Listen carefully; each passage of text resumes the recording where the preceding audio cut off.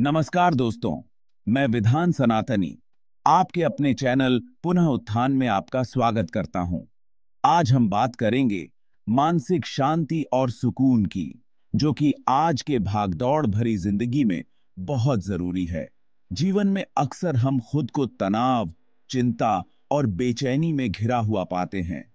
हमारी मन की शांति भंग होती रहती है और हम सुकून की तलाश में भटकते रहते हैं। लेकिन क्या आप जानते हैं कि शांति और सुकून कहीं बाहर नहीं, बल्कि हमारे अंदर ही है।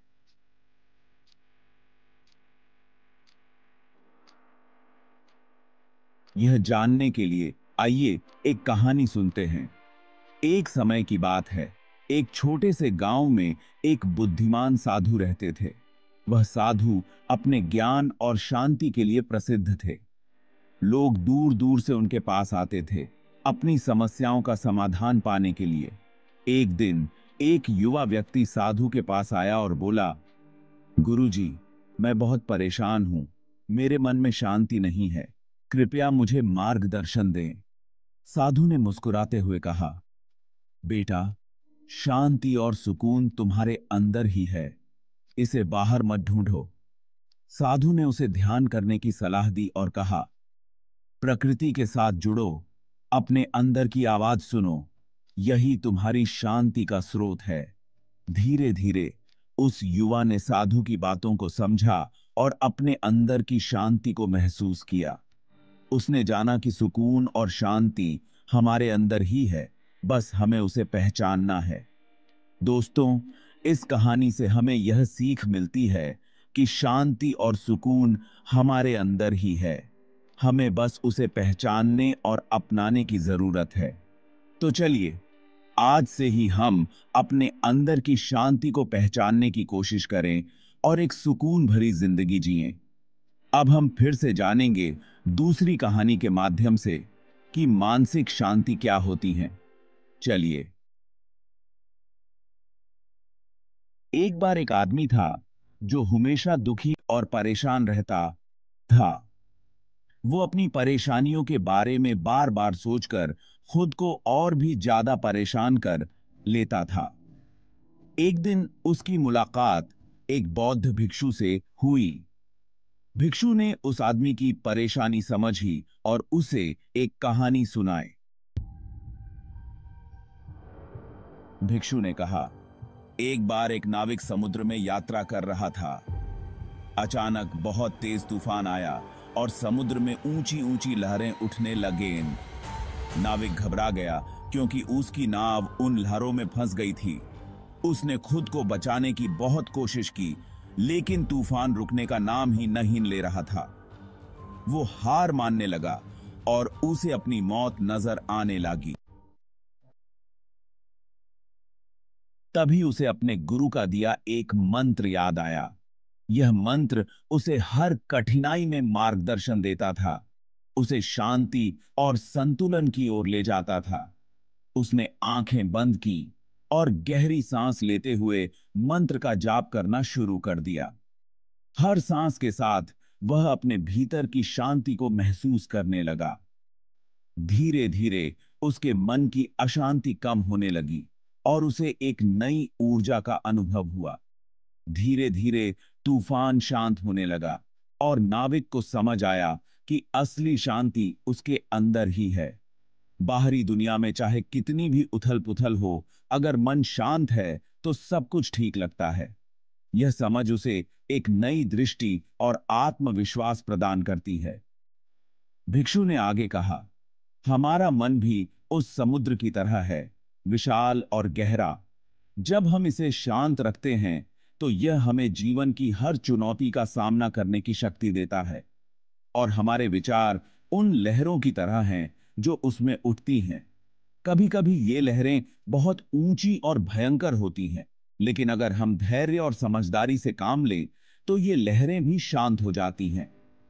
जब हम बुरे विचारों को अपने मन में जगह देते हैं तो हमारा मन भी परेशान रहता है। ये बांधे आंबी बूबी किया, ये विचार हमारे मन को अशांत कर देते हैं और हमें सही निर्णय लेने से रोकते हैं। तो हमारा मन भी परेशान रहता है।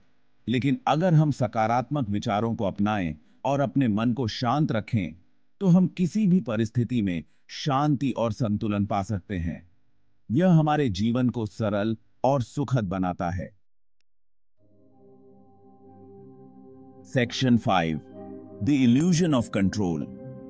जैसे वो नाविक तूफान को कंट्रोल नहीं कर सकता था, वैसे ही हम भी हर चीज को कंट्रोल नहीं कर सकते। लेकिन हम अपने मन को कंट्रोल करना सीख सकते हैं। जब हम अपने विचारों को कंट्रोल करना सीख जाते हैं, तब हमें मानसिक शांति और सुकून मिलता है। Section 6, embracing the present moment. भिक्षु की बात सुनकर उस आदमी को अपनी गलती का एहसास हुआ। उसने भिक्षु से पूछा, मैं अपने विचारों को कैसे कंट्रोल करूं? मैं कैसे मानसिक शांति पा सकता हूं? भिक्षु ने जवाब दिया, आज में जीना शुरू करो। बीती बातों को भूल जाओ और आगे की चिंता मत करो। जो बीत गया उसे बदला नहीं जा सकता, और जो होना है वो होकर रहेगा। भिक्षु ने आगे समझाया कि वर्तमान में जीने का मतलब है हर पल को पूरी तरह से अनुभव करना। जब हम वर्तमान में होते हैं, तो हम अपने विचारों और भावनाओं को बेहतर तरीके से समझ सकते हैं। यह हमें मानसिक शांति और संतुलन प्राप्त करने में मदद करता है। भिक्षु ने कहा, ध्यान और साधना के माध्यम से हम अपने मन को वर्तमान में केंद्रित कर सकते हैं। यह हमें न केवल मानसिक शांति देता है, बल्कि हमारे जीवन को भी अधिक सार्थक बनाता है। आदमी ने भिक्षु की बातों को ध्यान से सुना और महसूस किया कि वर्तमान में जीना ही सच्ची खुशी का मार्ग है। उसने निर्णय लिया कि वह अपने जीवन में इन शिक्षाओं को अपनाएगा और हर पल को पूरी तरह से जिएगा। भिक्षु की बातें उसके दिल में गहराई से उतर गईं और उसने महसूस किया कि वर्तमान में जीना ही सच्ची मानसिक शांति और संतुलन का मार्ग है। Section 7, cultivating inner peace. अपने मन को शांत करने के लिए ध्यान और योग करो। ये तुम्हें अपने विचारों को कंट्रोल करने में मदद करेंगे। दूसरों के लिए दया और प्यार रखो।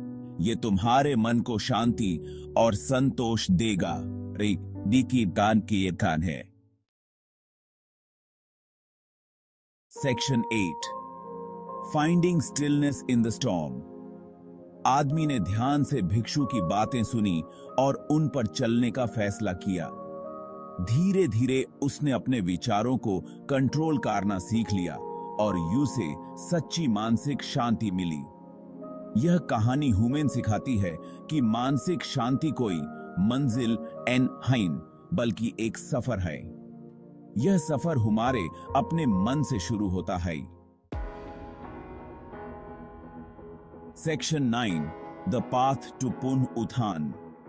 दोस्तों, पुनः उत्थान का मतलब ही है फिर से उठना, फिर से शुरुआत करना। यह ह्यूमन जिंदगी की मुश्किलों का सामना करने और उनसे उबरने की ताकत देता है। यह ह्यूमन याद दिलाता है कि हमारे अंदर बहुत क्षमता है और हम किसी भी मुश्किल का सामना कर सकते हैं। Section 10, a call to action. तो आइए आज से ही हम अपने मन को शांत करना शुरू करते हैं। आज में जीना सीखते हैं और अपने अंदर की शांति को ढूंढते हैं।